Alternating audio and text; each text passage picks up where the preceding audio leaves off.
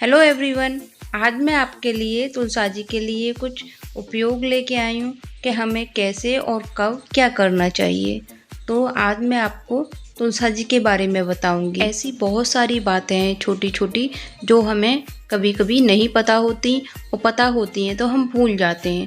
तो आप इस वीडियो को देखोगे तो आपको ज़रूर याद रहेगा। हमें संडे और द्वादशी में कभी भी तुलसा जी को तोड़ना नहीं चाहिए और नहीं कभी हाथ लगाना चाहिए। आप जो ये तुलसा जी के ऊपर जो बीज देख रहे हैं ना इस तरह का, इसे हमें हटा देना चाहिए। बाली जो होती है तुलसा जी पे, बीज जो बोलते हैं, उसे हमें तोड़ देना चाहिए। जब ये तुलसा जी के ऊपर होता है तो तुलसा जी बहुत कष्ट में होती हैं। तो जब हम ये हटा देंगे, तोड़ देंगे, तो ये कष्ट से मुक्ति पाएंगी और हमें भी पुण्य लगेगा। तो इसलिए आप हमेशा याद रखें, जब भी आपकी तुलसा जी पर ये इस तरह से बीज आए, बाली आए, तो आप इसको तोड़ करके हटा दें। और फेंकने की कूड़े में ज़रूरत नहीं है, मिट्टी जहाँ है, गमले हैं, वहाँ डाल दें, दोबारा से पौधे इसके उगे आएंगे। इस तरह हम अपनी तुलसा जी को कष्ट से दूर कर सकते हैं और हमें भी बहुत अच्छा पुण्य लगेगा। तो इस बात का आप हमेशा ध्यान रखें। तीसरी चीज़ है, हमें कभी संडे में या द्वादशी में जल नहीं देना चाहिए तुलसा जी को। तो इन चीज़ों का हमें विशेष ध्यान रखना चाहिए। और हमें संडे में या द्वादशी में हमें पत्ते भी नहीं तोड़ने चाहिए तुलसा जी से। जब हम भोग लगाते हैं या चाय बनाते हैं तो पत्ते तोड़ लेते हैं, तो हमें संडे में या द्वादशी में नहीं तोड़ने चाहिए। हमें एक दिन पहले ही तोड़ करके फ्रिज में रख लेने चाहिए, जिससे कि हम संडे में या द्वादशी में नहीं तोड़ें। जब कोई हमारी छोटी तुलसा जी गमले में होती है ना, तो इस तरह हमें जल पत्थर रख करके देना चाहिए, नहीं तो उसकी जड़ बाहर निकल आती है। तो इस तरह हमें जल देना चाहिए।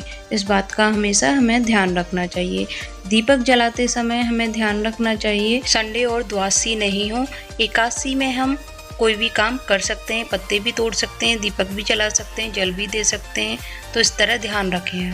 एक और बात है, अब सर्दियां आने वाली हैं, तो सर्दियों में क्या होता है, सबकी तुलसा जी जो हैं ठंड की वजह से सूख जाती हैं। तो आप अपनी तुलसा जी पर कपड़ा लपेट कर रखोगे या कोई चुन्नी नई लपेट कर रखोगे, नया कपड़ा लपेटते हैं हम, तो हमारी तुलसा जी ऐसी की ऐसी रहेगी। आप देख रहे होंगे मेरी तुलसा जी छोटी नहीं है, खूब बड़ी है और पुरानी तुलसा जी है, ये नई नहीं है। नई इस समय तो छोटे छोटे पौधे आ रहे हैं, देखो। अगर आप भी इस तरह ध्यान रखोगे तुलसा जी का सर्दियों में, तो आपकी तुलसा जी थोड़ी सी मुरझाएगी तो सही ठंड की वजह से, पर कभी सूखेगी नहीं। उस पर तुरंत ही छोटे छोटे पत्ते नए आने शुरू हो जाएंगे, वो खराब नहीं होगी, सूखेगी नहीं। तो आप इस तरह अपनी तुलसा जियों का ध्यान रखें। एक बार फिर से दोहरा देती हूँ, हमें किन किन चीज़ों का ध्यान रखना है। जल का ध्यान रखना है, पत्ते नहीं तोड़ने, मंजनी नहीं तोड़नी, संडे को और द्वादशी को ऐसा कोई भी काम नहीं करना हमको। संडे और द्वादशी में हम अगर तुलसा जी का नाम भी लेते हैं तो भी दोष माना जाता है। तो हमें इन चीज़ों का विशेष ध्यान रखना चाहिए। एकादशी में हम तोड़ सकते हैं तुलसा जी के पत्ते भी, जल भी दे सकते हैं, उसका एकादशी का कोई दोष नहीं होता है। तुलसा जी के बारे में अगर आपको भी कोई बात पता है जो मुझे नहीं पता, तो आप कमेंट करके मुझे भी बताना और वीडियो को ज़्यादा से ज़्यादा शेयर करना, जिससे कि सभी को ये बातें पता चलें और सभी ध्यान रखें।